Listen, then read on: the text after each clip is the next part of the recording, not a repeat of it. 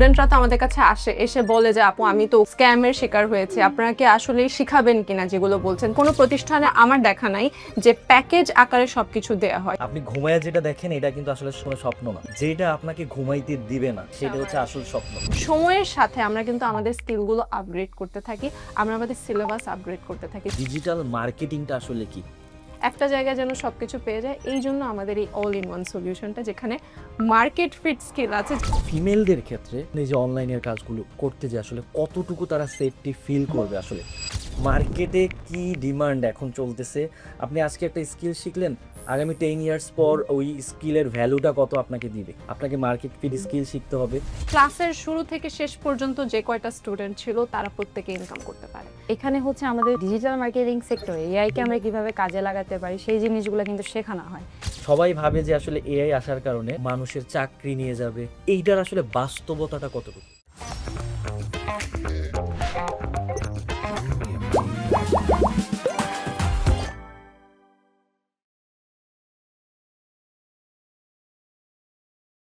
আপনাকে যদি বলি একজন নারী ঘরে বসেই নিজের পরিচয় তৈরি করতে পারে, পরিবারের আর্থিক অবস্থা বদলে দিতে পারে, এমনকি এআই এর যুগেও নিজের ক্যারিয়ার তৈরি করতে পারে, তাহলে কি আপনি বিশ্বাস করবেন?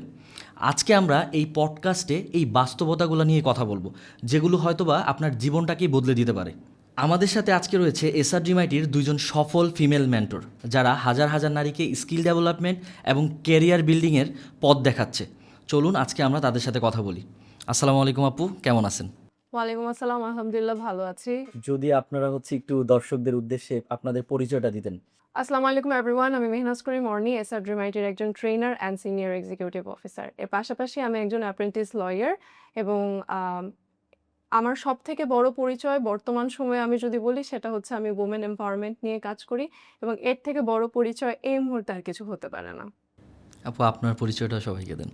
আসসালামু আলাইকুম এভরিওয়ান, আমি ওয়াসিকা রহমান, এসআরডিএমআইটি ফিমেল ক্যাম্পেইনের সিনিয়র ডিজিটাল মার্কেটিং মেন্টর এবং সিনিয়র সাপোর্ট ট্রেনার। আমি যদি বর্তমানে আমার সবথেকে বড় পরিচয় যদি বলি, আমার সবথেকে বড় পরিচয় এটাই যে আমি হচ্ছে এসআরডিএমআইটিতে ফিমেল ক্যাম্পেইনের মেন্টর হিসেবে কাজ করতেছি। বাংলাদেশের হাজার হাজার নারীকে আমরা হচ্ছে এখানে স্কিল ডেভেলপমেন্ট করার জন্য ট্রেনিং প্রদান করতেছি। আচ্ছা আপু, আপনি তো ওমেন এম্পাওয়ারমেন্ট নিয়ে কথা বললেন, যে আপনি ওমেন এম্পাওয়ার নিয়ে কাজ করতেছেন। তো এইটা যদি একটু আমাদের দর্শকদের সবাইকে বলতেন যে আসলে কি টাইপের কাজ আপনি করতেছেন। আচ্ছা, সো আসলে শব্দটা খুব ছোট মনে হলেও যে ওমেন এম্পাওয়ারমেন্ট মানে বললেই শেষ হয়ে যাচ্ছে, কিন্তু এটার পেছনে অনেক বড় মানে আমাদের যাত্রাটা অনেক বড়, আমাদের পরিশ্রমটা অনেক বেশি। কারণ হচ্ছে আমরা কেন ওমেন এম্পাওয়ারমেন্ট নিয়ে কাজ করছি বাংলাদেশে ডেডিকেটেডলি, আমি আমার দেখা মতে এরকম কোনো প্রতিষ্ঠান নাই যারা ডেডিকেটেডলি মেয়েদেরকে নিয়ে কাজ করে, তার মধ্যে আবার আইটি প্রতিষ্ঠান। সো আমাকে একটা অপরচুনিটি এসআরডিএমআইটি যখন দিল যে না, ফিমেলদেরকে নিয়ে কাজ করা যেতে পারে বা ফিমেলদেরকে নিয়ে কাজ করব আমরা, তখন থেকে আমার মাথায় আসলো যে না, বাংলাদেশে আসলে মেয়েরা কি কি ধরনের প্রবলেম ফেস করে, অ্যান্ড প্রবলেমগুলো এত বেশি কঠিন যে মানে তারা ঘরে বসে তারা ঘরের সেই সম্মানটুকু পায় না। একজন গ্র্যাজুয়েট, ঠিক আছে, শিক্ষিত একজন নারীর কথাই আমরা বলি, যে পড়াশোনা কমপ্লিট করেছে, যে হতে পারে সে একজন ডাক্তার বা একজন হচ্ছে ইঞ্জিনিয়ার, কিন্তু বাসায় তাকে বলা হয় তুমি তো কিছুই করো না, কিন্তু সে যে তার পড়াশোনা করার পরও তার সন্তানদের জন্য, তার ফ্যামিলির জন্য সে কোনো ক্যারিয়ার স্টার্ট করে নাই। সংসার করা কি কোনো কিছু করার মধ্যে পড়ে না? ওই স্বীকৃতিটা তো তারা পায় না। তো তার মানে কি, একটা মেয়ের যদি ফাইন্যান্সিয়াল ইন্ডিপেন্ডেন্সি না থাকে, তার আসলে কোনো পরিচয় নেই, তার কোনো স্বীকৃতি নাই। তো এই যে সমস্যাগুলো দেখলাম, সবকিছু দেখার পর আমাদের মনে হলো যে না, ডেডিকেটেডলি আসলে মেয়েদেরকে নিয়ে কাজ করা উচিত, কারণ বাংলাদেশে তারা সেই অপরচুনিটি পায় না। আমরা বলি না যে মেয়েরা এটা পারে না, মেয়েরা ওটা পারে না, মেয়েদের দ্বারা কোনো কিছু সম্ভব না, মেয়েদের দ্বারা এই কাজ পসিবল না, মেয়েদেরকে ভাগ করে দেওয়া হয় পার্টিকুলারলি মেয়েরা এই কাজগুলো করতে পারবে, বাট ইটস কমপ্লিটলি রং। মানে এখানে হচ্ছে একটা সবচেয়ে বড় যেই প্রবলেমটা, সুযোগ সৃষ্টি করা। রাইট, মেয়েদেরকে যদি অপরচুনিটি দেওয়া হয় তারা যে কোনো কিছু করতে পারবে, কিন্তু আমরা এটাকে এমনভাবে পোর্ট্রে করি যে মেয়েরা এই পার্টিকুলারলি এই কাজ করতে পারবে না অ্যান্ড এই কাজ করতে পারবে না, মেয়েদের জন্য শুধু ওই প্রফেশনটা, মেয়েদের জন্য শুধু এই প্রফেশনটা, ভাগ করে দেওয়ার কিছু নাই। অপরচুনিটি যদি দেয়া হয় মেয়েরা সব কিছুই করতে পারবে। আমি প্রতিবার একটা কথাই বলি যে আমার এই কথাগুলো শুনে অনেকে মনে করে যে আমি বলছি যে ছেলেদের সাথে বা পুরুষদের সাথে কম্পিটিশন করতে। আমি কম্পিটিশনের কথা বলছি না এখানে, আমি এখানে কি বলছি, ইকুয়ালিটির কথা বলছি, সুযোগের কথা বলছি। যে সে তো একজন বাংলাদেশের নাগরিক, সে তো একজন মানুষ, কেন নারী পুরুষে আমরা ভাগ করব যে সে নারী দেখে এই সুযোগটা পাবে না? এই থেকেই আমাদের মধ্যে এই প্যাশনটা আসলো যে না, ওমেন এম্পাওয়ারমেন্ট নিয়ে কাজ করা উচিত। And I feel so proud যে আমি ওমেন এম্পাওয়ারমেন্ট নিয়ে কাজ করছি। মানুষ আমাকে এখন এই হিসেবেই চিনছে যে আপু আপনি তো মেয়েদেরকে নিয়ে কাজ করেন, আমাকে একটু গাইড করেন। নারীদের একটা সময় ছিল যে কেরিয়ার মানেই হচ্ছে একটা নির্দিষ্ট একটা পেশা, বাট এখন কিন্তু আসলে জিনিসটা সেম না। ইন্টারনেটের কারণে দেখা যাচ্ছে যে যে কোনো দেশে থাকুক, যে কোনো দেশের বাহিরের যে কোনো প্রান্ত থেকে একটা জায়গায় বসে মানে ঘরে বসে কাজ করতে পারে। তবে এই কাজগুলো করতে যে ফিমেলরা মানে হচ্ছে নারীরা কি আসলে সঠিক সুযোগগুলো কি কাজে লাগাইতে পারতেছে কি না, এইটা আসলে আমি যদি আপনাকে বলি তো আপনি আসলে কি মনে করেন এই সুযোগগুলো পাচ্ছে কি না? আচ্ছা, তো এখন যদি আমরা হচ্ছে বর্তমানে আমাদের বাংলাদেশের পরিস্থিতির কথা চিন্তা করি, অফিস বা হচ্ছে যেকোনো জায়গায় মেয়েদের এবং ছেলেদের মধ্যে কিন্তু একটা আলাদা বৈষম্য থাকে। এখন আমরা যতই বলি না কেন ছেলে-মেয়ে সমান অধিকার, কিছুটা বৈষম্য কিন্তু থাকেই। এবং মেয়েদেরও কিন্তু পার্সোনাল কিছু লিমিটেশনস থাকে, যার জন্য দেখা যায় তারা বাহিরে গিয়ে কাজ করতে পারে না। তো এই ক্ষেত্রে যেহেতু বাহিরে গিয়ে কাজ করতে পারতেছে না, আমাদের ঘরে বসে কিন্তু কাজের অনেক সম্ভাবনা থাকতেছে। যেমন এখন হচ্ছে একটা ইন্টারনেটের যুগ। এই যুগে কিন্তু আমরা হচ্ছে ঘরে বসে থেকে ইন্টারনেট কানেকশনের মাধ্যমে পৃথিবীর যেকোনো জায়গায় আমরা কাজ করতে পারবো। আর সেই কাজ করার জন্য আমাদের শুধুমাত্র প্রয়োজন হচ্ছে একটা স্কিল। একটা স্কিল থাকলে কিন্তু আমরা হচ্ছে ফ্রিল্যান্সিং এর মাধ্যমে বা হচ্ছে রিমোট জবের মাধ্যমে ওয়ার্ল্ড ওয়াইড আমরা গ্লোবালি কাজ করতে পারতেছি। এখন ফিমেলরা কি আসলে এই যে সুযোগগুলো তৈরি হচ্ছে ইন্টারনেটের কারণে কিংবা গ্লোবালাইজেশন যে বিষয়টা, আমরা সবাই কিন্তু এখন একসাথে, যে আমি এখানে বাংলাদেশে বসে আছি একটা জায়গাতে, আমি হয়তো বা কানাডা, অস্ট্রেলিয়া বিভিন্ন দেশের মানুষের সাথে কথা বলতে পারতেছি, কানেকশন তৈরি হচ্ছে। বাট ফিমেলরা কি এই সুযোগটা তারা কি নিতে পারতেছে কিনা সঠিকভাবে? আচ্ছা, তো সুযোগের কথা যদি বলি আমরা, মেয়েরা কিন্তু আসলে সব সুযোগ চাইলেও কাজে লাগাতে পারতেছে না। বিশেষ করে মেয়েদের কিন্তু অনেক রকমের প্রবলেম থাকে। এখন মেয়েরা কিন্তু ঘরে যখন থাকতেছে, ঘরের কাজ তাদের করতে হইতেছে, আবার অনেকে পড়াশোনা করতেছে, আবার অনেকে সংসার সামলাচ্ছে। একেকজনের একেকটা সমস্যা থাকতেছে। যার জন্য দেখা যায় কি তারা হচ্ছে ঘরে বসে যদি অনলাইন বিজনেসও করতে যায়, সেক্ষেত্রে তারা একটা প্রপার গাইডলাইন পাইতেছে না। তারা যদি একটা স্কিল ডেভেলপমেন্ট করে হচ্ছে ফ্রিল্যান্সিং এর দিকেও আগাইতে চায়, সেক্ষেত্রেও কিন্তু তারা কোনো একটা গাইডলাইন পাচ্ছে না। তো এক্ষেত্রে তাদের যেমন সুযোগ আছে, সেই সুযোগগুলা প্রপারলি কাজে লাগানোর জন্য কিন্তু তাদের সমস্যা আছে। সমস্যাটা এখানেই যে তারা হচ্ছে প্রপার গাইডলাইনগুলা পাচ্ছে না এই জিনিসগুলা করার জন্য। এখন এক্ষেত্রে দেখা যায় অনেক মেয়েরা হচ্ছে আইডেন্টি ক্রাইসিসে ভুগে যে, আমি কি করতেছি? আমার তো কোনো উদ্দেশ্য নাই, বা কি করতেছি? শুধু সংসার সামলাচ্ছি বা হচ্ছে পড়াশোনা করতেছি, কোনো কাজ তো করতে পারতেছি না। তো এইসব কিছুর জন্যই কিন্তু আমরা হচ্ছে তাদেরকে সেই গাইডলাইনটা প্রোভাইড করি যে কিভাবে তারা হচ্ছে সামনে আগাবে, কিভাবে কাজগুলা করবে, কিভাবে ওয়ার্ল্ড ওয়াইড তাদের জন্য সুযোগগুলো আছে, তারা একটা স্কিল শিখে কি, কি সুযোগ পাচ্ছে, সেই সব কিছুর গাইডলাইন কিন্তু আমরা তাদেরকে হচ্ছে ক্লাসের মাধ্যমে দিয়ে থাকি। এখানে দেখা যাচ্ছে যে মানে আসলে ফিমেলরা বিশেষ করে তারা কিন্তু আসলে অনেকেই ট্যালেন্টেড। মানে অনেক ক্ষেত্রে দেখা যায় ছেলেদের থেকেও ফিমেলরা অনেক ট্যালেন্টেড, ডিগ্রি আছে, সব কিছু আছে। বাট মানে আমার কেন যেন মনে হয় যে স্কিলের ক্ষেত্রে কোনো জায়গাতে হচ্ছে মানে ফিমেলরা আমার মনে হয় যে পড়াশোনা, ডিগ্রি এইটার পিছনে একটু বেশি ছোটাছুটিটা বেশি করে, এটা আমার কাছে মনে হয়। যেটা এটা হচ্ছে আসলেই বাস্তব। এখন আপনাদের কাছে আমার একটা প্রশ্ন থাকবে যে স্কিলটা আসলে মেয়েদের জন্য কতটুকু আসলে জরুরি, এটা যদি আমি অর্ণি আপুর কাছে বলি। আচ্ছা, খুবই ভালো প্রশ্ন করেছেন। আসলে এটা থাকে না যে বাস্তব কথা অনেক সময় কঠিন হয়। তো অনেকের কাছে খারাপ লাগতে পারে যে আপনি বলছেন যে মেয়েরা আসলে স্কিল ডেভেলপমেন্টে অনেক পিছিয়ে থাকে বা ডিগ্রি নিয়ে অনেক বেশি ছোটাছুটি করে। That's true. পড়াশোনা কিন্তু এই ডিগ্রি পর্যন্তও তারা অনেক সময় পৌঁছাতে পারে না। ছোটাছুটি করে ঠিক আছে, এসএসসি পর্যন্ত মেয়েদের পাশের হার বেশি থাকে, এইচএসসি পর্যন্ত থাকে। ইউনিভার্সিটিতে যেয়ে দেখি ক্লাসে কয়েকজন মেয়ে আছে, ছেলের সংখ্যা বেশি। তো যারা পাশ করে বের হলো ওরা কোথায়? ওরা এখন বাসায়। ওরা এখন বাসার বাহিরে বের হয় না। ওরা এখন মনে করে যে না, বিয়ে-শাদী করে ফেলছি, এখন এটাই আমার লাইফ। ওই মাইন্ডসেটটা তাদের মধ্যে থাকে।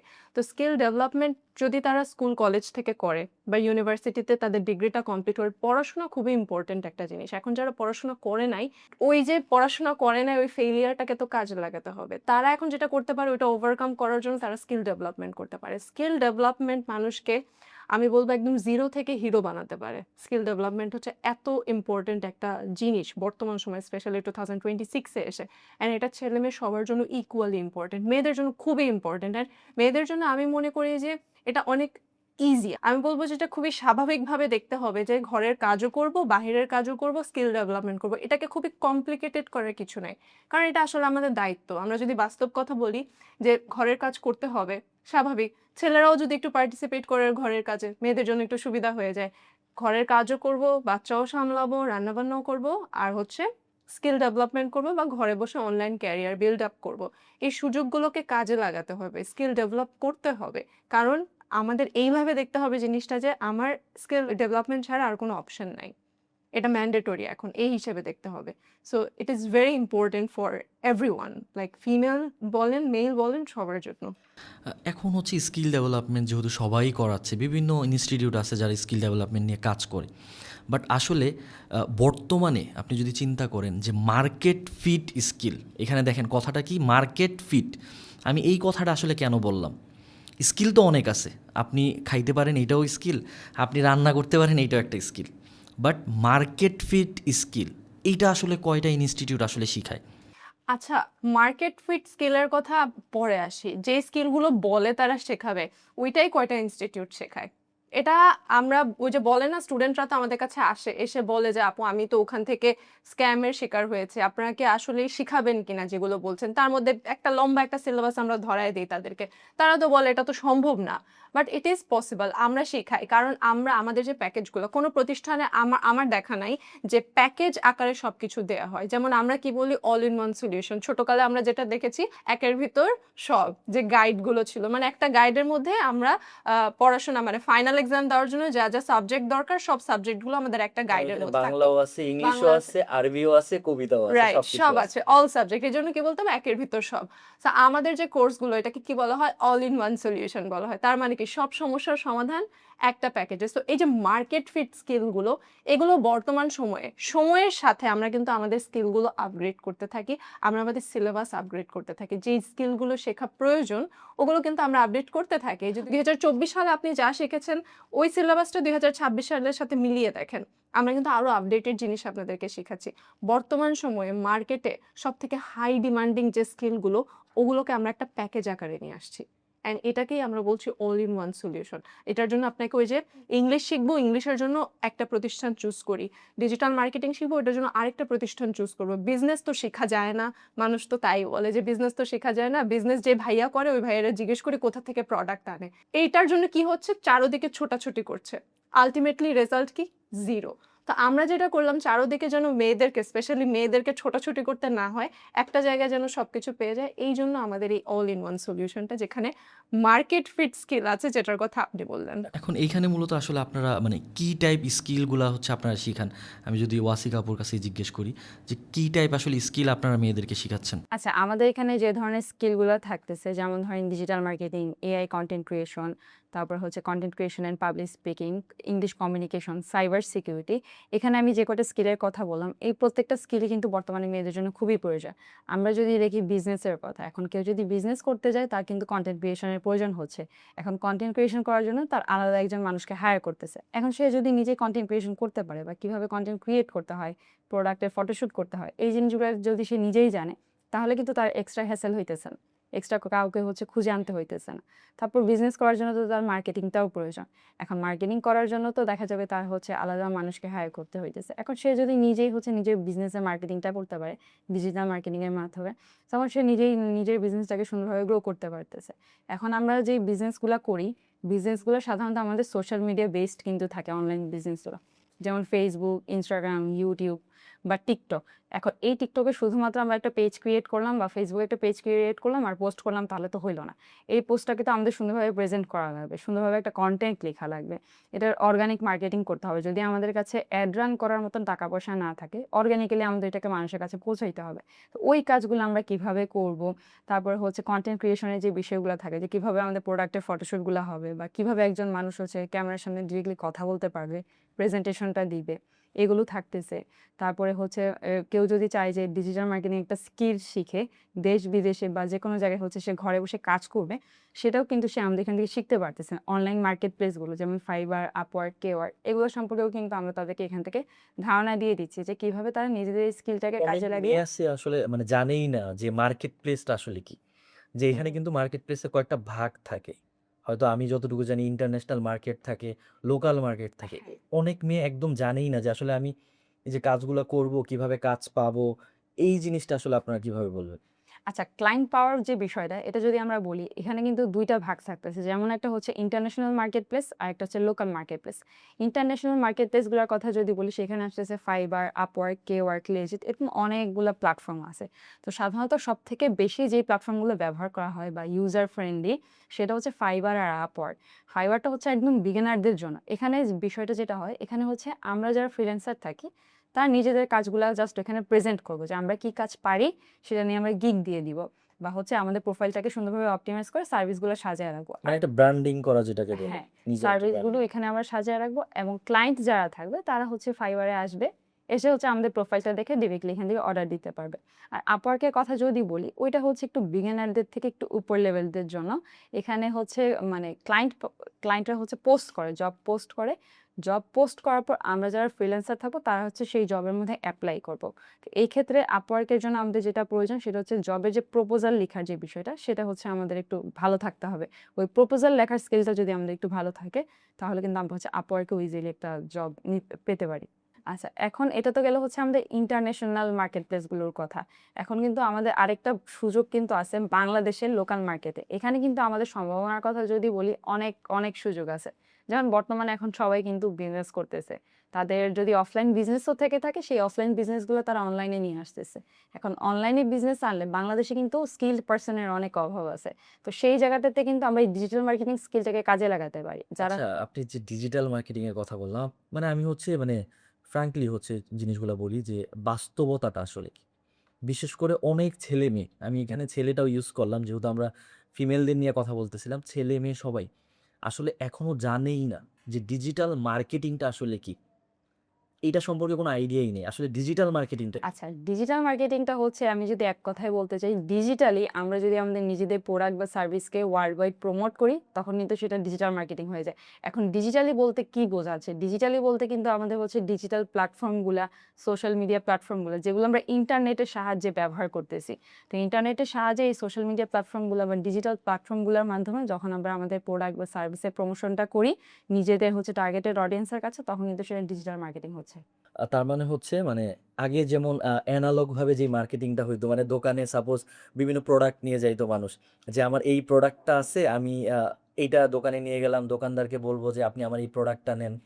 আর এখন হচ্ছে ওই প্রোডাক্টটা ওইভাবে দোকানে দোকানে না যেয়ে কি করতেছে, আমরা সাপোজ অনলাইনে। ডিজিটাল ভাবে অনলাইনের মাধ্যমে সোশ্যাল মিডিয়া প্ল্যাটফর্মগুলো দিয়ে মার্কেটিং চালাচ্ছে।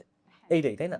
আচ্ছা, এখানে আমি দুইজনের কাছে একটা বিষয় বলি, সেটা হচ্ছে সাপোজ আপনি হচ্ছে ডিজিটাল মার্কেটিং শিখাইলেন, ফ্রিল্যান্সিং শিখাইলেন, আরও স্কিলগুলো আপনারা শিখাচ্ছেন, বাট ফিমেলদের ক্ষেত্রে আসলে এই যে কাজগুলা বা বিভিন্ন এই যে অনলাইনের কাজগুলো করতে যে আসলে কতটুকু তারা সেফটি ফিল করবে আসলে? কারণ অনেক ফিমেল আছে যারা হচ্ছে ইনসিকিউর ফিল করবে যে অনলাইনে কাজ করা, বা তাদের কাজের ক্ষেত্রে অনেক ইনসিকিউরিটি কাজ করে। বাহিরে যেয়ে কাজ করতে পারবে না, ঘরে বসে কাজ করবে, বা এই ইন্টারনেটের থ্রুতে কাজ করা। তো এই ক্ষেত্রে আসলে আপনি কি বলবেন অনি আপু? আচ্ছা। সো বাহিরে যেয়ে কাজ করার যে বিষয়টা, সবার আমি যদি পার্সোনালিও বলি, আমারও ইচ্ছে করে না যে আমি বাহিরে যেয়ে কাজ করব। সো ইটস মাই চয়েস যে না, আমি কমফোর্টেবল ফিল করি না বাহিরে যেয়ে কাজ করাটা। তো অনেকে আছে যারা কমফোর্টেবল ফিল করে, ইটস ফাইন। বাট তারপরও আমি জানি আমার সাথে তো এখন অনেক জনের কথাবার্তা হয়। বাহিরে সারাদিন চাকরি শেষে এসে আমাকে জাস্ট জিজ্ঞেস করে যে আমি আসলে অনলাইন ক্যারিয়ারটা বিল্ড আপ করতে চাই। কারণ আমার পক্ষে এভাবে প্রতিদিন অফিসে আসা যাওয়া করা, প্লাস হচ্ছে বিভিন্ন ধরনের যে সমস্যাগুলো আসা যাওয়ার পথে তারা ফেস করে, বা অফিসের বিভিন্ন পলিটিক্সের যে শিকার হয় তারা, ওগুলো তারা এখন আর হ্যান্ডেল করতে পারছে না। এজন্য তারা একটা অনলাইন ক্যারিয়ার চাচ্ছে। এখন আপনি বলেছেন যে অনলাইন ক্যারিয়ারটা নারীদের জন্য কতটুকু নিরাপদ। আমি তো মনে করি এটা 100% নিরাপদ। মানুষ যারা মনে করে যে অনলাইনে কাজ করতে হলে আমার ক্যামেরার সামনে আসতে হবে, ইটস কমপ্লিটলি রং। আপনাকে ক্যামেরার সামনে তো আসতে হচ্ছে না। আপনি পর্দা করেন বা আপনি পর্দা না করেন। এখানে আপনি দেখতে কেমন, আপনি কতটুকু সুন্দর, বা আপনি মানে আপনি হিজাব করছেন নাকি করছেন না, এটা কোনো কিছুই ম্যাটার করছে না এখানে। এখানে যেটা ম্যাটার করছে সেটা হচ্ছে আপনার স্কিল, আপনার প্রেজেন্টেশন, যে আপনি কতটুকু কাজ পারেন এবং আপনার কাজটা আপনি ক্লায়েন্ট পর্যন্ত কিভাবে প্রেজেন্ট করতে পারছেন। That's it. এখন আপনি ছেলে নাকি মেয়ে, ক্লায়েন্ট এটাও অনেক সময় ক্লায়েন্টের কাছে এটা ম্যাটারই করে না। যে আমার দরকার হচ্ছে একজন ফ্রিল্যান্সার, আমার দরকার হচ্ছে যে যে একজন মানে ভালোভাবে যে একজন এক্সপার্ট দরকার, যে ভালোভাবে আমার কাজগুলো করে দিতে পারবে। সো যেই জায়গাটায় নারীরা যেখানে ঘরে বসে রান্না করছে, কাজ করছে, পাশাপাশি ক্লায়েন্টের কাজ করছে, অ্যান্ড যেকোনো অবস্থায় স্বাভাবিকভাবে যদি আমি বলি যে তার বারবার রেডি হতে হচ্ছে না, বা তার তার বারবার হচ্ছে হিজাব পরতে হচ্ছে না, মাস্ক পরতে হচ্ছে না, যে না ক্লায়েন্টের সাথে তো মিটিং আছে, আমার তো ফেস দেখাতে হবে, বা ক্লায়েন্টের কাজ আছে আমার, বা আমি একটা রিমোট জব করছি যেখানে আমার প্রতিদিন 9টা থেকে বাংলাদেশ টাইম 9টা থেকে 5টা পর্যন্ত আমার জব করতে হচ্ছে বা অফিস করতে হচ্ছে, সেখানেও তার রেডি হয়ে কিন্তু অফিসটা করতে হচ্ছে না। তো নারীদের জন্য অনলাইন ক্যারিয়ারটা 100% নিরাপদ একটা সেক্টর, এটা আমি ফিল করি। আর এখানে মানে অল্টারনেটিভ থট আসার কোনো কথাই নাই এখানে, যে মানে নিরাপদ না এরকম কোনো অপশনই নাই এখানে। কারণ আপনি ঘরে বসে, আপনি যদি আপনার ঘরেও সেফ ফিল না করেন, সেখানে আর আমাদের কিছু করার নেই, সেখানে আর কি বলবো বলেন। সো বাংলাদেশের নারীদের জন্য অনলাইন সেক্টরটা সবথেকে সেফ একটা প্লেস। আর যদি বিজনেসের কথা বলি, বিজনেসের ক্ষেত্রেও মেয়েদের জন্য অনলাইন বিজনেস যে ক্যারিয়ারটা, এটা খুবই লাইক এখন বর্তমান সময়ে বলা যায় তাদের জন্য এটা খুবই সিকিউর। কারণ হচ্ছে এখন আপনি যদি একবার যে প্রোডাক্টটা নিয়ে আসেন, আপনার হোলসেলার বা ডিলারের কাছ থেকে একবার প্রোডাক্ট নিয়ে আসলেন এবং তাকে বললেন যে আমার পক্ষে প্রতিদিন আসা সম্ভব না, আপনি আমাকে পিকচার সেন্ড করবেন। এটা কিন্তু হয়, এরকমটাই হয়। আমি নিজেও তো অনলাইন বিজনেস করি, আমি জানি। সো তারা জাস্ট আমাকে ছবি পাঠাবে, আমি কোয়ান্টিটি বলে দিব, আমার এটা 5টা লাগবে, এটা 10টা লাগবে। ওরা আমাকে বাসায় এসে ডেলিভারি করে দিয়ে যাবে। দেন আমি চেক করে নিব সবকিছু ঠিকঠাক আছে কিনা, পেমেন্ট করে দিব। আমার কি বাসার বাইরে যেতে হচ্ছে? আমার তো বাসার বাইরে যেতে হচ্ছে না। আমি এট দ্য সেম টাইম আমি এখানে কাজও করছি, পাশাপাশি আমি বিজনেসও করছি। হ্যাঁ, আপনি যদি কনটেন্ট ক্রিয়েট করতে চান অনলাইন বিজনেসের জন্য, সেক্ষেত্রে আপনি এখন বর্তমান সময়ে এআই কনটেন্ট ক্রিয়েশনও করতে পারেন। অথবা আপনি যদি ক্যামেরার সামনে আসতে আনকমফোর্টেবল ফিল করেন, সেক্ষেত্রে আমি বলব যে ব্যাক ক্যামেরা দিয়ে আপনি কনটেন্ট শুট করে আপনি পোস্ট করতে পারেন। So it's completely safe for women. আচ্ছা আপু, এখানে হচ্ছে সেফটির যে বিষয়টা, এখানে হচ্ছে আমি একটা কথা অ্যাড করি যেটা রিসেন্টলি আমার সাথে ঘটছে কিছুদিন আগে। 19 তারিখ রাতের বেলা আমি হচ্ছে সিলেট থেকে ঢাকায় আসতেছি আমার বাবার সাথে উপবনের ট্রেনে। ট্রেনে আসার সময় আমি কিন্তু হচ্ছে জানালাটা কিছু সময়ের জন্য খুলছিলাম। আমার হচ্ছে শরীরটা একটু খারাপ ছিল, যার জন্য জানালাটা আমি একটু কিছু সময়ের জন্য খুলি, এবং তখন কিন্তু আমি জাগানোই ছিলাম। আমার হাতে হচ্ছে, আমি জানি যে জানালা দিয়ে হচ্ছে এরকম ব্যাগ ট্যাগ চুরি হইতে পারে, যার জন্য হচ্ছে আমার ব্যাগ এগুলো হচ্ছে আমি ভালোভাবে হাতে পেঁচায় টেঁচায় রাখি যাতে কেউ হচ্ছে টান দিয়ে নিতে না পারে। কিন্তু দেখেন এই চলন্ত ট্রেনের মধ্যে, ট্রেনের উপর থেকে হচ্ছে যে কোনো এক দল চক্র ছিল সেদিন, তারা হচ্ছে ট্রেনের ভিতর থেকে আমার হাত থেকে ব্যাগ সহজে টান তো দিছে সাথে হচ্ছে আমাকেও তারা হচ্ছে ট্রেনের বাহিরে করে ফেলছে, একদম আমার পুরো বডির হাফ পার্ট হচ্ছে জানালা দিয়ে আমি বাহিরে ছিলাম। তো এই ক্ষেত্রে সেদিন যদি আমার সাথে আমার বাবা না থাকতো, আমাকে যদি টান দিয়ে না ধরতো, ওইখানে কিন্তু এমনও হইতে পারতো যে একটা বড় দুর্ঘটনা ঘটতো, কারণ ট্রেনটা কিন্তু অনেক স্পিডে চলতেছিল। এই চলন্ত ট্রেনে যদি এরকম ধরনের একটা ঘটনা ঘটতে পারে, সেক্ষেত্রে আমাদের নর্মালি রাস্তাঘাটে তো আরো অনেক কিছুই হয়, ওগুলা তো আর সবার জানা কথাই। তো এই ক্ষেত্রে আমাদের সেফটিটা নিয়ে কিন্তু একটা ইস্যু থাকতেছেই। আমরা বাংলাদেশের নাগরিক যারা হচ্ছে নর্মালি নিজেদের আসা যাওয়ার জন্য যে লোকাল যে ট্রান্সপোর্টগুলো, সেগুলোই যদি আমরা সেফলি ইউজ করতে না পারি, ওই ক্ষেত্রে আমাদের আশেপাশের যে রাস্তাগুলো, এরিয়াগুলো থাকবে, ওগুলো আমাদের জন্য কতটা সেফ এটা তো বোঝাই যাচ্ছে সামান্য এই একটা ইনসিডেন্টের মাধ্যমে। কি ছিল আপনার ব্যাগে? আমার ব্যাগে হচ্ছে 2টা ল্যাপটপ ছিল। তার মধ্যে একটা ল্যাপটপ হচ্ছে আমি নিজের টাকা দিয়ে কিনছিলাম ফার্স্ট, আর একটা হচ্ছে আমাকে এসআরড্রিম আইটি থেকেই যখন আমাদের ফার্স্ট ফিমেল ক্যাম্পেইনটা হয়, সেই ফিমেল ক্যাম্পেইনে হচ্ছে আমাকে বেস্ট স্টুডেন্ট হিসেবে পুরস্কৃত করা হয়েছিল। তো এই 2টা ল্যাপটপের সাথে আসলে আমার অনেক ইমোশনও ছিল। ইমোশন ছিল তো ঠিক আছে, কিন্তু ওইখানে আমার অনেক ইম্পর্টেন্ট ডকুমেন্টসও ছিল, যেগুলো হচ্ছে ওই ল্যাপটপগুলোর সাথে চলে গেছে। যদিও আপনি এখন কথাগুলো বলতেছেন হাইসা হাইসা, বাট আমি আসলে বুঝতে পারতেছি যে বিষয়টা এটা হাসির না। হ্যাঁ। কারণ হচ্ছে আপনার ফার্স্ট একটা গিফট এসআরডিএমআইডি থেকে একটা খুব মানে এটা আসলে কি আমাদের লাইফের সবারই যে ফার্স্ট গিফট, বা এটা আমাদের লাইফের সাথে একটা মানে জড়িত থাকে, সবকিছু একটা ইমোশন কাজ করে। শুধুমাত্র ইমোশন তো না, আমরা জাস্ট এমনি যদি চিন্তা করি, একটা ল্যাপটপের দাম তো আর কম না। কষ্টের পরিশ্রমের টাকা দিয়ে পরিশ্রমের একটা টাকা দিয়ে ল্যাপটপ কেনা, একটা ল্যাপটপ কিনতে গেলে অনেক টাকা লাগে, 50,000 টাকা লেগে যায়। তো একটা মানে 50,000 টাকা ইনকাম করা তো লাইক আমি বলবো অনেকের বছরের ইনকাম হচ্ছে 50,000 টাকা। হয়তো অনেকের মান্থলি ইনকাম, বাট আমরা যদি বাংলাদেশের পার্সপেক্টিভে চিন্তা করি, অনেকের 6 মাস বা বছরের ইনকাম হয়ে দাঁড়ায় হচ্ছে 50,000 টাকা। সো এটা আমি বলবো যে এটা আপনার ফাইন্যান্সিয়াল লসও ছিল, আপনার ইমোশনাল লসও ছিল। আর তার থেকে বড় কথা, আল্লাহর কাছে শুকরিয়া যে আপনার আসলে কিছু হয় কিছু নাই। হয় নাই, হ্যাঁ এখানে তো এটাই। অনেক বড় একটা একটা দুর্ঘটনাও অ্যাক্সিডেন্ট ঘটতে হয়ে যেতে পারত। পারতো, হ্যাঁ সবচেয়ে বড় এটাই কথা হচ্ছে আসলে আপনার এখন বাংলাদেশে সেফ। আসলে সেফটি নাই। মানে ইটস ট্রু। এখন এটা কতদিনে ঠিক হবে, কবে ঠিক হবে, বা আদৌ কখনো তারপর সেফটি আমরা পাবো কিনা, হচ্ছে ইনশাল্লাহ চেষ্টা করতেছে সবাই, আমরাও চেষ্টা করি। আমাদের আসলে কি মানে পরিবর্তনটা নিজের থেকে আনতে নিজের হবে। থেকে আনতে হবে। এখন আমি যদি চিন্তা করি যে না, আমি আমার পাশের হয়তো একজন মা বা বোন বা কারো একজন স্ত্রী, সবাইকে যদি আমরা সেফটি দিতে পারি, আমি আমার নিজের জায়গা থেকে আমি চেষ্টা করব, আপনি চেষ্টা করেন আপনার জায়গা থেকে। তাহলে দেখবেন সমাজে একটা একটা বাস্তব একটা পরিবর্তন আসবে। আদারওয়াইজ এটা যত এখানে ইনিশিয়েটিভ নেওয়া হোক, কোনো পরিবর্তন আসবে না। যদি আপনার মাইন্ডটা যদি চেঞ্জ না হয় যে আমি কারো ক্ষতি করব না। এটা হচ্ছে সবচেয়ে বড় বিষয়। তো আমাদের আসলে এই গল্পের মধ্যে সবাই দেখতেছে আসলে জিনিসটা যে ইমোশন, তারপরে হচ্ছে ল্যাপটপ হারানো, তারপর স্কিল করা মানুষকে নিয়ে আপনাদের যে কাজগুলো করতেছেন, সবকিছুর মাঝেও মাঝে মধ্যে একটা জিনিস দেখা যায়। যেহেতু ফ্রিল্যান্সিং নিয়ে কাজ করতেছেন, ডিজিটাল স্কিলস নিয়ে কাজ করতেছেন, সোশ্যাল মিডিয়াতে বিভিন্ন সময় বিভিন্ন পোস্ট দেখা যায়। ১ মাসে ৩০ লাখ টাকা ইনকাম, ২০ লাখ টাকা ইনকাম, লাখ, লাখ টাকা ইনকাম। আমি ৩০ লাখ, ২০ লাখের কথা বাদই দিলাম। যে আসলে ফ্রিল্যান্সিং করে লাখ, লাখ টাকা ইনকাম করছে অমুক, তমুক এরকম অনেক পোস্টারে আসে। আসলে এটার বাস্তবতাটা কতটুকু সত্য? আচ্ছা, সো বাস্তবতা যদি বলি, ইট হ্যাপেন্স, এটা তো সত্যি কথা। ফ্রিল্যান্সারও তো লাখ, লাখ টাকা ইনকাম করে। It's true. বাট এখানে যে বিষয়টা আপনি বললেন যে ১ মাসে ৩০ লক্ষ টাকা ইনকাম। ইনকাম করা একটা বিষয়। আবার অনেকে বলে না যে ১ মাসে ৩০ লক্ষ টাকা ইনকাম করানোর guarantee. That's different thing. So ২ টা পোস্ট কিন্তু ২ রকম। সো ফ্রিল্যান্সারদের পক্ষে সম্ভব মাসে লক্ষ, লক্ষ টাকা ইনকাম করা। ইট টেকস টাইম। যারা শুরু থেকে ১ম ইনকাম হতে পারে যার ছিল ৳২,০০০, ৳৩,০০০, ৳৫,০০০। কিন্তু এখন তারা বর্তমানে ইনকাম করছে ৳১,০০,০০০, ৳১,৫০,০০০ মাসে। মাসিক ইনকাম তাদের। আমাদেরই তো স্টুডেন্ট আছেন, একজন সানজিদা আক্তার আছেন যিনি। তার মান্থলি ইনকাম, সে একটা রিমোট জব করে। ওনার সেলারি হচ্ছে মান্থলি ৳১,৫০,০০০। সো একজন মেয়ে। একজন মেয়ে সানজিদা আক্তার, উনি, আপনার হচ্ছে আমি স্ক্রিনে অ্যাড করে দিলে হচ্ছে দেখতে পারবেন। উনার মান্থলি ইনকাম ৳১,৫০,০০০। সো এটা সত্যি কথা, এটা বাস্তবতা। আ ডিফারেন্সটা হচ্ছে ওই যে সোশ্যাল মিডিয়াতে যে আমরা পোস্টগুলো দেখি, মানুষ এটা কেন বিশ্বাস করে না যে ফ্রিল্যান্সিং করে লক্ষ, লক্ষ টাকা ইনকাম করা সম্ভব? কারণ অনেকে বলে যে ফ্রিল্যান্সিং করে কিভাবে ১ মাসে ৩,০০,০০০ টাকা ইনকাম করবেন সেটা আমরা আপনাকে শেখাবো। আমরা কিন্তু কখনো এটা বলি না। আমরা আপনাকে বলি ফ্রিল্যান্সিং করে আপনি কিভাবে ফাইন্যান্সিয়াল ইন্ডিপেন্ডেন্সি পাবেন সেটা আমরা আপনাকে শেখাবো। কত টাকা আপনি ইনকাম করবেন এটা তো আপনি ডিসাইড করবেন। আপনি যদি একটা ক্লায়েন্টের কাজ করেন আপনি অল্প ইনকাম করবেন। আপনি যদি একসাথে ১০ জন ক্লায়েন্টের কাজ করেন আপনি বেশি ইনকাম করবেন। আপনি যদি, আপনার যদি সেই অ্যাবিলিটি থাকে যে না আমি হচ্ছে ১০ জন ক্লায়েন্টের কাজ করব, বা আমি একদিনে হচ্ছে ২৪ ঘন্টা আমি ১৮ ঘন্টা কাজই করব, তাহলে তো আপনার ইনকাম লাখ টাকা হবেই।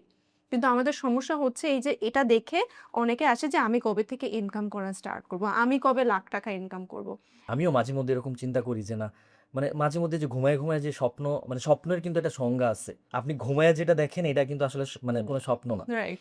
যেটা আপনাকে ঘুমাইতে দিবে না, সেটাই হচ্ছে সেটা আমার হচ্ছে আসল brain। স্বপ্ন। আমাদের ব্রেইন যেটা পছন্দ করে সেটা হচ্ছে ইনস্ট্যান্ট গ্র্যাটিফিকেশন পছন্দ করে, যে আমাদের এখনই এখনই লাগবে। রাইট। যে আমি আজকে একটা কাজ, সাপোজ আজকে বিজনেস করার একটা মাইন্ডসেট আমি নিলাম। যে না আমাকে আজকে একদিনেই কোটিপতি হইতে হবে। কোটিপতি হতে হবে। আমি আজকে ৩০ টা আজকেই। প্রোডাক্ট আনলাম, ৩০ টা প্রোডাক্ট আমার আজকেই সেল হতে হবে। আমি আজকে ফ্রিল্যান্সিং এ ভর্তি হয়েছি, আজকে কোর্স করা শুরু করেছি, আমার আজকেই এট লিস্ট ৳৫০০ হলেও ইনকাম করতে হবে। সো এটা হচ্ছে আমাদের সমস্যা। And এই যে প্রবলেমটা, এই প্রবলেমটার কারণে আমরা কনসিস্টেন্সি ধরে রাখতে পারি না। ওই যে আমরা বলি না যে কনসিস্টেন্সি মেইনটেইন করাটা অনেক টাফ, একমাত্র এই কারণে কনসিস্টেন্সি মেইনটেইন করা টাফ। অ্যান্ড আপনি তখনই মাসে ১ থেকে ৳১.৫ লক্ষ টাকা ইনকাম করতে পারবেন যখন আপনি কনসিস্টেন্সি বজায় রাখবেন, যখন আপনার পেশেন্স থাকবে, যখন আপনি একটা ডিসিপ্লিন লাইফ লিড করবেন, অ্যান্ড আপনি পড়াশোনা, আপনার ঘরের কাজ, আপনার বাহিরের কাজ, আপনার প্রফেশনাল লাইফকে একটা ব্যালেন্সড লাইফে নিয়ে আসতে পারবে। 4th নাম্বার হচ্ছে এক্সিকিউশন। সো এই ৪টা জিনিস যদি আমরা একসাথে নিয়ে আগাই তাহলে অবশ্যই মাসে লাখ, লাখ টাকা ইনকাম করা পসিবল। মানে আমি মিথ্যা কথা বলছি না, আমাদের স্টুডেন্টরা ইনকাম করে তাই আমার কাছে এটা অবাস্তব মনে হচ্ছে না। এটাই বাস্তবতা। আসলে এখন মানে যেটা আসলে বোঝা যাচ্ছে মানে ফ্রিল্যান্সিং যে সেক্টরটা, এটা আসলে হচ্ছে আপনাকে ৪টা জিনিস সবসময় খেয়াল রাখতে হবে। যে কনসিস্টেন্সি, আপনাকে ধারাবাহিক হইতে হবে, প্র্যাকটিস করতে হবে, বিভিন্ন বিষয় নিয়ে হচ্ছে চিন্তা করতে হবে, রিসার্চ করতে হবে। তারপর আপনি যদি চিন্তা করেন মার্কেট ফিট স্কিল, আপনাকে মার্কেটে কি ডিমান্ড এখন চলতেছে, আপনি আজকে একটা স্কিল শিখলেন, আগামী 10 ইয়ার্স পর ওই স্কিলের ভ্যালুটা কত আপনাকে দিবে। আপনাকে মার্কেট ফিট স্কিল শিখতে হবে। আপনি যে স্কিলটা শিখলেন আপনাকে পেশেন্ট রাখতে হবে, যেন আপনি পেশেন্ট, যেটা নিয়ে কাজ করতেছেন ধৈর্য হারাচ্ছেন না। তারপরে আমি মানে আপনি যেহেতু আরেকটা বললেন কি এক্সিকিউশন, আমি এখানে ছোট্ট একটা জিনিস অ্যাড করব। এক্সিকিউশন করলে অনেক সময় অনেক কিছু হয় না, বাট ছোট্ট একটা জিনিস লাগে এটার, ক্রিয়েটিভিটি। মানে ক্রিয়েটিভ এক্সিকিউশন। ক্রিয়েটিভ এক্সিকিউশন, তা রাইট। আপনি যদি মানে আপনার ডিজিটাল মার্কেটার কিন্তু হিউজ আছে বাংলাদেশে, স্ট্র্যাটেজিক্যালি পৃথিবীতে। যারা কাজ করে বাট যারা কাজ করে ওরা সাকসেসফুল তাদেরকে হয়। হচ্ছে আসলে চিন্তা করতে হবে যে আপনার ব্রেইনটা কতটুকু ক্রিয়েটিভলি কাজ করতেছে, আপনি কিভাবে একটা জিনিস সাপোজ চিন্তা করেন, আপনি একটা প্রোডাক্টের প্যাকেজিং করতেছেন, নরমাল একটা বক্সে দিয়ে একটা প্যাকেজিং করে দিচ্ছেন। বাট অন্য আপনার পাশের আরেকজন ওই প্যাকেজিংটা খুব সুন্দরভাবে করতেছে। যাতে মানে মনে হইতেছে যে না একটা প্রোডাক্ট ভিতরে কি আছে আমি দেখবো না। প্রথম দেখে আমার হচ্ছে ইউনিক লাগতেছে। আমরা বাঙালিরা যেটা করি, ভিতরে কি আছে আমরা একবারের জন্য দেখি না।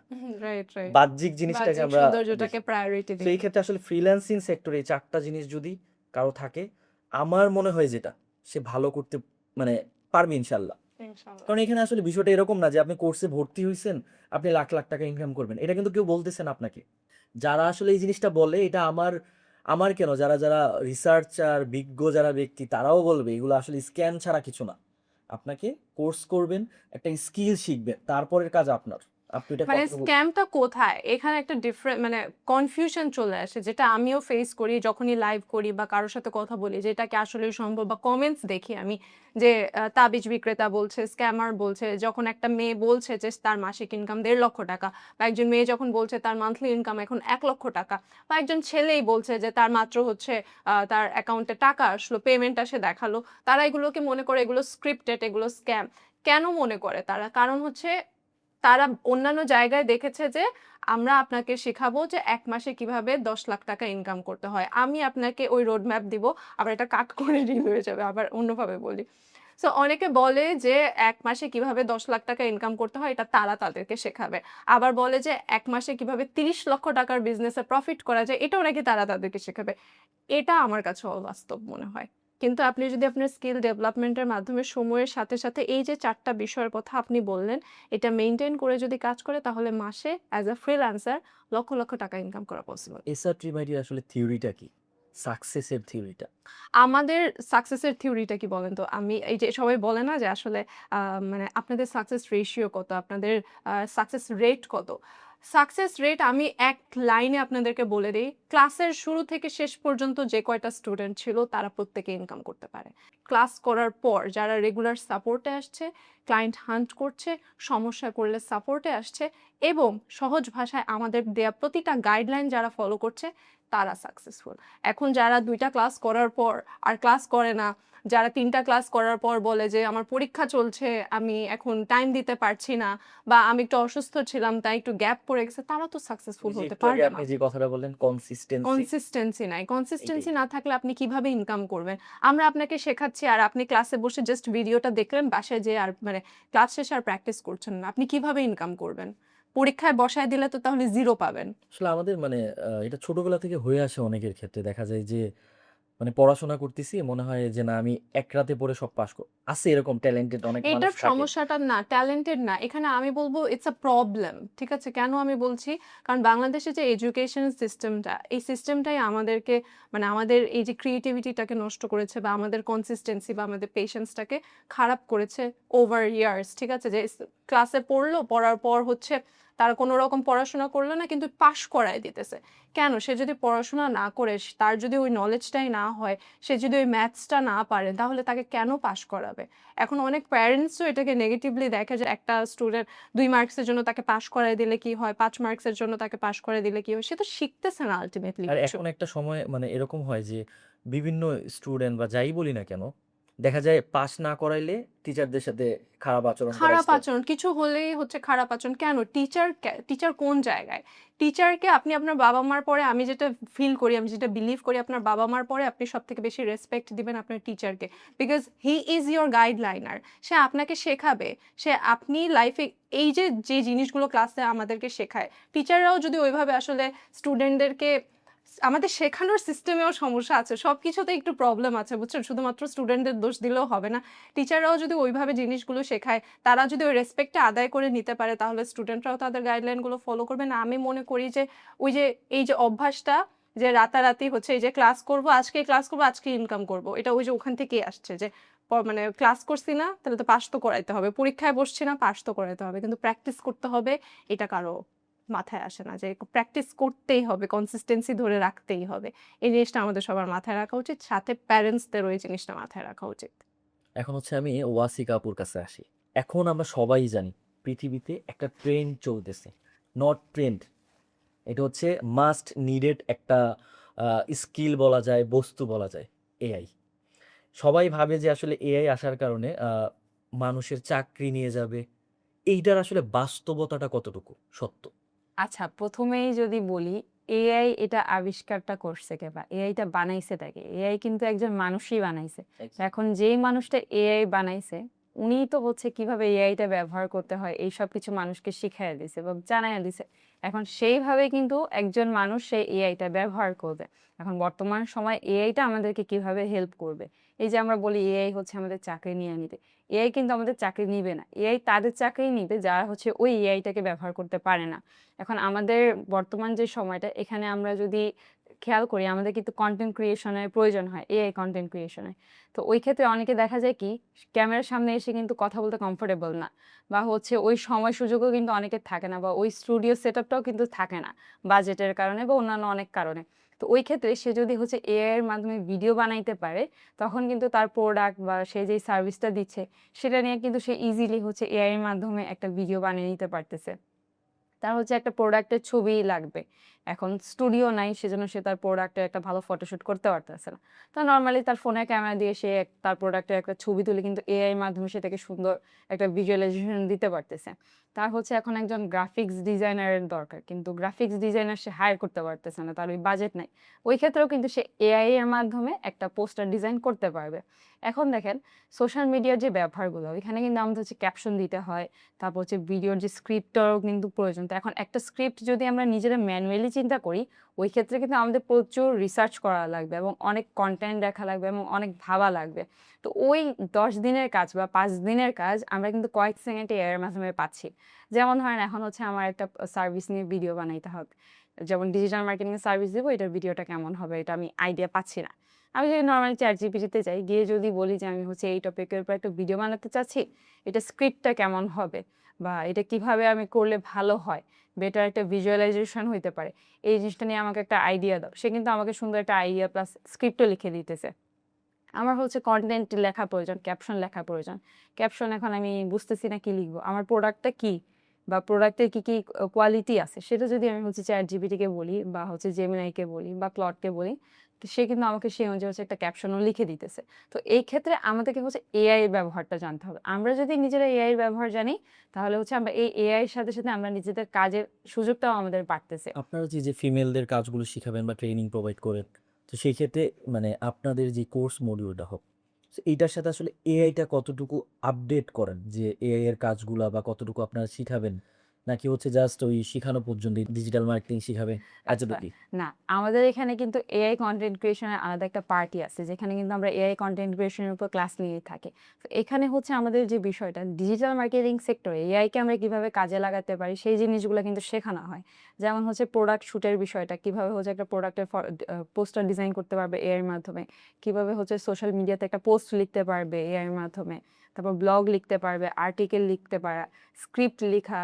তারপর হচ্ছে এখন যেহেতু পেইড অ্যাডস আমরা ফেসবুকে হচ্ছে অ্যাড রান করি বা হচ্ছে গুগলে অ্যাড রান করি, এই ক্ষেত্রে কিন্তু আমাদের হচ্ছে অ্যাড কপি লিখতে হয়, তারপরে টার্গেটিংটা করতে হয়। তো ওই কাজগুলো কিভাবে করবো বা কি কি টার্গেটিং দিলে বেটার রেজাল্ট পাওয়া যেতে পারে সেই জিনিসটা কিন্তু আমরা এআই এর মাধ্যমে নিতে পারি। আর বর্তমান ২০২৬ সালে কিছুদিন আগে কিন্তু একটা আপডেট আসছে এআই এর আর ফেসবুকের এমসিপি সার্ভার, যেটার মাধ্যমে হচ্ছে আমরা ফেসবুক অ্যাডের সাথে ক্লডকে কানেক্ট করে ক্লডে জাস্ট একটা প্রম্পটের মাধ্যমে আমরা আমাদের হচ্ছে ফেসবুকে অ্যাড রান করতে পারতেছি। আমাদের ম্যানুয়ালি ফেসবুক অ্যাড অ্যাকাউন্টে গিয়ে হচ্ছে অ্যাড সেট আপ করার প্রয়োজন হচ্ছে না। ডিরেক্টলি আমরা হচ্ছে ক্লড বা ChatGPT-র সাথে আমাদের অ্যাড অ্যাকাউন্টটাকে কানেক্ট করতেছি। কানেক্ট করে ChatGPT বা ক্লডে হচ্ছে আমরা প্রম্পট দিতেছি যে আমাদের এই অ্যাড লাগবে বা এই অ্যাডের কপির নাম হবে, এই টার্গেট লোকেশন থাকবে। জাস্ট বলতেছি, সে আমাদের অ্যাডটা কিন্তু আচ্ছা, অটোমেটিক্যালি এই সেট আপ করে কাজটা পাবলিশ করে করে দিচ্ছে আসলে দিতেছে। কি? এটাও ChatGPT? কিন্তু একটা এআই করতেছে। ChatGPT এটা কিন্তু কিন্তু একটা তার এআই। পিছনে কে আছে?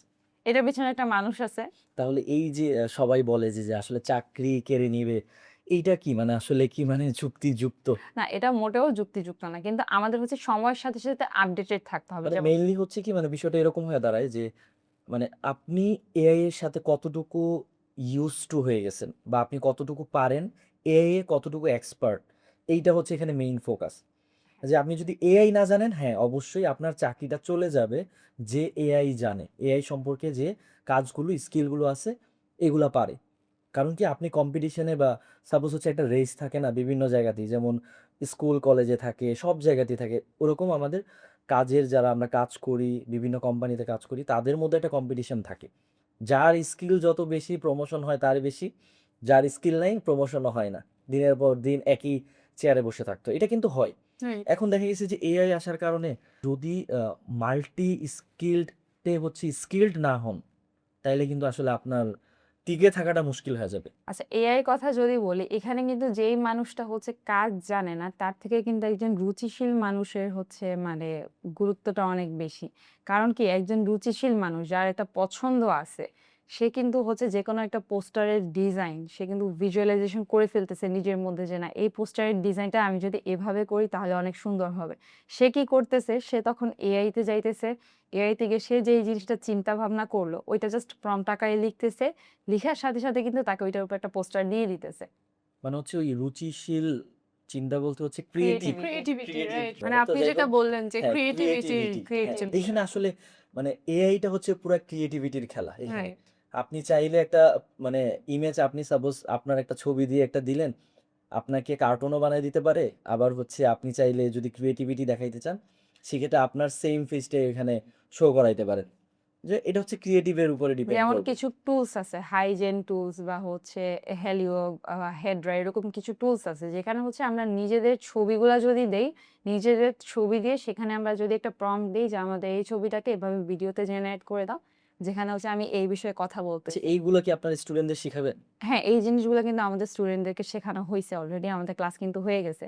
যেখানে আমাদের ফিমেল যে কমিউনিটি গ্রুপটা আছে, সেই গ্রুপে যদি আপনারা যান তাহলে কিন্তু দেখতে পারবেন যে আমাদের স্টুডেন্টরা অলরেডি ভিডিও ক্রিয়েশন এর কাজ করতেছে এবং অনেকে কিন্তু অনেক ভালো, ভালো ভিডিও কনটেন্টও বানাচ্ছে।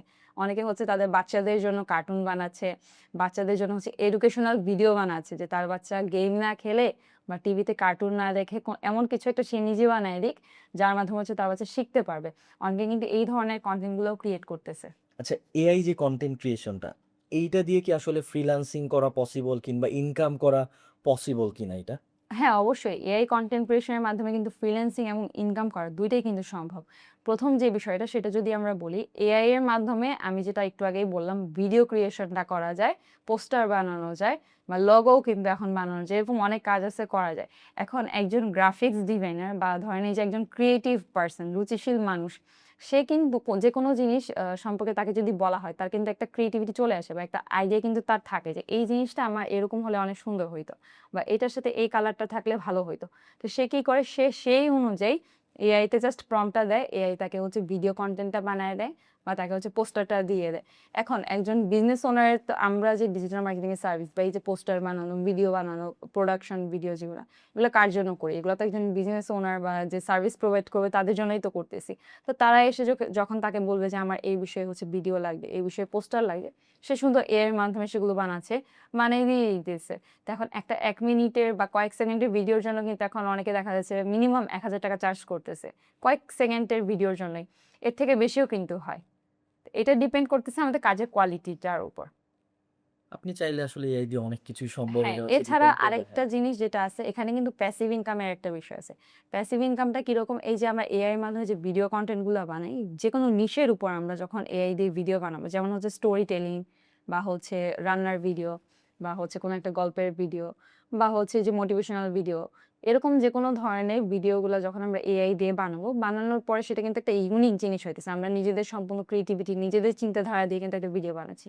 বানানোর পর সেটা কিন্তু আমাদের ফেসবুক পেজ ক্রিয়েট করে সেখানে পোস্ট করতে পারি বা হচ্ছে ইউটিউবের চ্যানেল ক্রিয়েট করে সেখানেও কিন্তু সেই কন্টেন্টগুলো পোস্ট করতে পারি। তো এই কন্টেন্টগুলো সেখানে আপলোডের মাধ্যমে কিন্তু একটা সময় ফেসবুক থেকে আমরা মনিটাইজেশন পাই, ইউটিউব থেকেও কিন্তু আমরা মনিটাইজেশনটা পাই। ওই মনিটাইজেশনের মাধ্যমে কিন্তু আমরা আর্নিং করতে পারতেছি। শুধুমাত্র যে আমরা এআই কন্টেন্ট ক্রিয়েশনের মাধ্যমে সার্ভিস প্রোভাইড করবো বিষয়টা কিন্তু এমন না। এখান থেকে আমরা প্যাসিভ ইনকামও করতে পারতেছি। এই যে কন্টেন্ট ক্রিয়েশনগুলো ফেসবুক এবং ইউটিউবে পোস্টের মাধ্যমে, মনিটাইজেশনের মাধ্যমে। মানে এখানে আসলে অনেকগুলো অপরচুনিটিস ক্রিয়েট হইতেছে। আপনি কন্টেন্ট ক্রিয়েটরও হইতে পারতেছেন, আবার দেখা গেছে একটা বিজনেস ওনারের কাজও করে দিতে পারতেছেন, ডিজিটাল মার্কেটিং শিখে ডিজিটাল মার্কেটারও হচ্ছেন। মানে আপনি সোশ্যাল মিডিয়ার যত কাজ আছে, বিজনেস ওনারদের কাজ, বিভিন্ন ক্লায়েন্টের কাজ করে একটা হ্যাঁ। মানে একটা নিজের একটা যেই বলা যায় স্বাবলম্বী ফিমেলদের জন্য যেটা আপনারা করতেছেন, এটা আসলে নিঃসন্দেহে এটা ভালো একটা কাজ। এটা হচ্ছে আসলে এই কাজগুলোতে আমার মনে হয় যে বাংলাদেশের প্রতিটা মানুষের সাপোর্ট করা উচিত। যেটা এক্সাক্টলি হচ্ছে রাইট। মানে অনেকেই করতে চায় না। বলে যে আরে কোর্স হচ্ছে করাচ্ছে, এখানে করে কি হবে? বাট আই আমি ডোন্ট মনে নো করি কেন এই সমস্যাটা মানে বাংলাদেশে ভালো কাজ কেউ অ্যাপ্রিশিয়েট করতে চায় না। ওই যে মনে করেন যে শুধুমাত্র মেয়েদেরকে নিয়ে ডেডিকেটেডলি কয়জন কাজ করে? এখন আমরা করছি এটা একটা ভালো কাজ। এটা তো এমনিতেই সবার সাপোর্ট করা উচিত, তাই না? মানে সাধারণ জনগণের কথা যদি বলি, একটা মেয়ে হোক, একটা ছেলে হোক, বাবা হোক, মা হোক, যেই হোক না কেন, প্রত্যেকের কিন্তু এই ইনিশিয়েটিভটা সাপোর্ট করা উচিত। কিন্তু এখানেও অনেকে নেগেটিভ কথাবার্তা বলে। যে মেয়েদেরকে আমরা স্কিল ডেভেলপমেন্ট করিয়ে আমরা নাকি তাদেরকে সংসারের প্রতি তাদের অনীহা আমরা হচ্ছে জাগিয়ে তুলতেছি। কারণ স্কিল ডেভেলপমেন্ট করলে এসব কাজে বসলে তাদের নাকি সংসারের প্রতি অনীহা চলে আসবে। বাচ্চাদের প্রতি নাকি অনীহা চলে আসবে। একটা মার কি কখনো তার বাচ্চার প্রতি অনীহা আসে? বা একজন মহিলা বা একটা মেয়ে যে হচ্ছে তার সংসারের সকল দায়িত্ব নিয়ে থাকে। তার সংসার কি? তার সংসারটা হচ্ছে তার জীবন। তার সংসারের প্রতি কি তার অনীহা আসবে? সে যদি আরো কিছু টাকা ইনকাম করে, সে ওই ইনকামের টাকা দিয়ে তার সংসারটা আরো সুন্দর করে কিভাবে চালানো যায়, তার মাথায় কিন্তু ওই জিনিসটা চলতে থাকবে। সকালত তো যারা বছরের পর বছর সংসারে সময় দেয়, যেটা সত্যি কথা, যেটা বাস্তব কথা, তাদের সকালাত বহু বছর আগেই মারা গেছে। আচ্ছা আপনি কি কখনো আপনার সাপোজ ধরেন যে মাকে কখনো এরকম কোয়েশ্চেন করছেন যে, "মা আ তোমার আসলে পরিচয়টা আসলে কি?" আমি এরকম কি হয় কিনা এটা? সাহসী হয় নাই। Because I have seen my mother to struggle a lot. কারণ হচ্ছে আমার মা পড়াশোনা কমপ্লিট করেছে। সে পড়াশোনা কমপ্লিট করার পর আমি যখন ছোট ছিলাম তখন আমার মাকে যেভাবে দেখেছি, আর হচ্ছে যখন আমরা ৩ বোন স্কুলে আসা যাওয়া একসাথে, যখন একটা pressure, coaching, school and everything, তখন আমার মার যে চেঞ্জটা দেখলাম, মানে এই চেঞ্জটা অনেক বড় একটা চেঞ্জ ছিল। তার চলাফেরার চেঞ্জ বলেন, তার শখ আহ্লাদের চেঞ্জ বলেন, তার যে গেটআপ ছিল ওইটার চেঞ্জেস বলেন, তার সে একটা জিনিস শখ করে হয়তো সে গোল্ড কিনবে, হ্যাঁ? যেটা স্বাভাবিকভাবে একটা মেয়ের, একটা নারীর একটা শখ থাকে। সে গোল্ড কিনবে। সে আস্তে, আস্তে আমি ওই শখগুলো না মানে সরে যেতে দেখছি। অ্যান্ড দেখলাম কি ওটা রিপ্লেস হইছে কিভাবে? যে আমার কি লাগবে? আমার বোনের কি লাগবে? ছোট বোনের কি লাগবে? তো ওই যে প্রশ্নটা আপনি বললেন না, যখন আমি ম্যাচিউরড হলাম, যখন আমার মাথায় এই জিনিসগুলো আসলো যে এই প্রশ্নটা করার মতো ওই সাহসটা আমার কখনো হয় নাই যে আমি জিজ্ঞেস করব যে, "তোমার পরিচয় কি? বা তুমি কি করছো?" তার পরিচয় সে একজন মা। সে আমাদেরকে মানুষ করছে। এটাই তার সবথেকে বড় পরিচয়। কিন্তু কিন্তু আজকে আপনি যদি চিন্তা করেন, হয়তো আপনার ফ্যামিলিটা হচ্ছে এভাবে মানে চলতেছে। বাট আপনি যদি সমাজের কথা চিন্তা করেন, দেশের কথা চিন্তা করেন, এই যে আপনাদের ৩ বোন বা সবাইকে মানুষ করতে, করতে বা আপনাদের ফ্যামিলির স্ট্রাগল সবকিছু করতে, করতে দেখা যায় যে একটা সার্টেন একটা বিশাল একটা সময় উনার চলে গেছে। চলেই তো বাট গেছে। এরকম হাজার, হাজার মা আছে যারা কিনা নিজের আইডেন্টিটি নাই। যে তারা আসলে কি করবে, বা আমি যে সন্তান হিসেবে একটা আমার মাকেই কোয়েশ্চেন করব যে, "তুমি আসলে তোমার বয়সে আমি তো পড়াশোনা করতেছি, আমি কাজ করতেছি, ইনকাম করতেছি। তুমি আসলে কি করছো?" এইটা আসলে কি আপনারা কখনো মানে জিজ্ঞেস করার বা মানে কখনো সাহস কি আসলে পাবেন? আমি কখনো পাবো না, এতটুকু আমি জানি। বিকজ আমরা জানি যে আমাদের জন্য মারা যে স্যাক্রিফাইসটা করেছে, এই স্যাক্রিফাইসের মূল্য আমরা কখনো দিতে পারবো না। হয়তো তাদের their life could be different. তারা যদি ২ টা ব্যালেন্স করে চলতো, তারা যদি 100% আমাদের পেছনে তাদের টাইম ইনভেস্ট না করে নিজের কথাও একটু ভাবতো, হয়তো ওই অপরচুনিটিটা তারা পায় নাই। আমি যেটা মনে করি সুযোগটা তারা পায় নাই। কারণ তখন ইন্টারনেট ছিল না, এত কিছু ছিল না, এত সুযোগ সুবিধা ছিল না। বা তাকে গাইড করবে এরকম কেউ ছিল না যে তুমি এই কাজটা করো। এখন তো আমরা বড় হয়ে গেলাম। সো এখন আপনি যে সমাজের কথাটা বললেন, সো সমাজের কথা যদি চিন্তা করি, তো এখনকার ছেলেরা বা মেয়েরা যদি তার বাবা অথবা মাকে ওই যে ইন্সপায়ার করে, স্পেশালি মাকে যদি হচ্ছে বলে, মোটিভেট করে যে, "মা তুমি কিছু একটা শিখো, তুমি কিছু একটা করো, তুমি কিছু কাজ করো। তোমাকে ফুল ফ্রিডম আমরা দিচ্ছি। আমরা তো এখন বড় হয়ে গেছি। তুমি তোমার কাজটা করো।" তো এই সাপোর্টটা আসলে মারা ফ্যামিলি থেকে পায় না।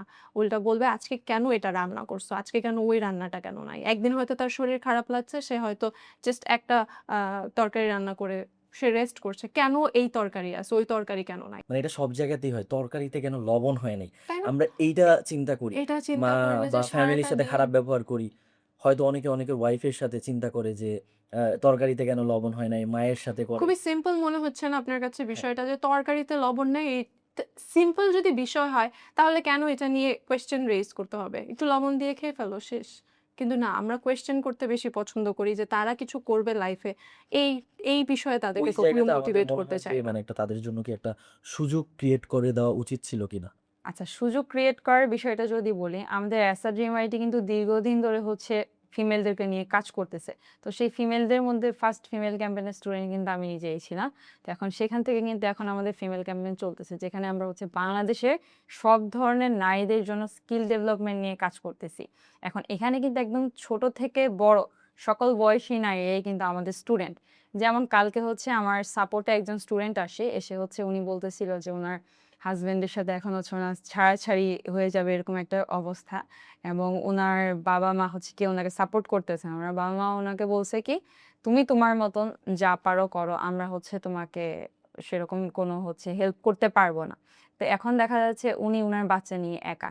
এখন তো উনার সাথে ওনার যেহেতু কোনো জব নাই, কোনো কিছুই নেই, উনাকে সাপোর্ট করার মতন কেউ নাই।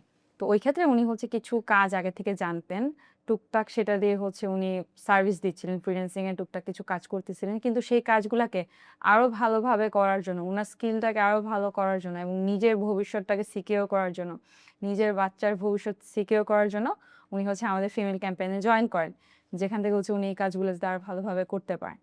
তো এখানে কিন্তু আমরা তাদেরকে সেই গাইডলাইনটাই দিচ্ছি যেন তারা হচ্ছে নিজেদের কাজগুলো ভালোভাবে করতে পারে, কাজগুলো যেন পেতে পারে, কিভাবে সামনে আগাবে, সে সকল বিষয় কিন্তু তারা আমাদের এখান থেকেই পাচ্ছে। সবাইকে মনে হয় আবার এখন মানে বিদায় দেওয়ার পালা। Thank you so much for having us. খুবই ইম্পর্ট্যান্ট অ্যান্ড বলা যায় যে খুবই রিয়েলিস্টিক ডিসকাশন ছিল।